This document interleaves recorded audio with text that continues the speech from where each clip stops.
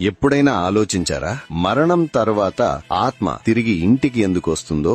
గరుడ పురాణం ప్రకారం మరణం తర్వాత యమదూతలు ఆత్మకు వారు చేసిన పాపపుణ్యాలను చూపిస్తారు. తరువాత 24 గంటల పాటు ఆత్మను తిరిగి తన ఇంటికి పంపిస్తారు. ఆ సమయంలో ఆత్మ తన శరీరంలోకి తిరిగి రావడానికి ప్రయత్నిస్తుంది. కుటుంబ సభ్యులతో మాట్లాడాలనుకుంటుంది. కానీ యమదూతలు అలా జరగనివ్వరు. తరువాత 13 రోజుల పాటు వివిధ కర్మకాండలు జరుగుతాయి. మొదటి 10 రోజుల్లో ఆత్మకు కొత్త శరీరం రూపుదాలుస్తుంది. 11వ రోజు నుంచి 12వ రోజు వరకు పిండదానం ద్వారా ఆ శరీరానికి మాంసం, చర్మం ఏర్పడుతుంది. 13వ రోజు ఆత్మ యమలోకానికి ఏడాది పాటు సాగే యాత్రను ప్రారంభిస్తుంది. ఈ పిండదానం ఆత్మకు 1 సంవత్సరం పాటు ఆహారానికి సమానంగా భావించబడుతుంది. కానీ పిండదానం జరగకపోతే ఆత్మకు శాంతి లభించదు. అప్పుడు యమదూతలు బలవంతంగా ఆత్మను తీసుకుపోతారు. ఇది ఒక ఆధ్యాత్మిక సత్యమా, లేక మన పూర్వీకుల నమ్మకాల వ్యవస్థమా?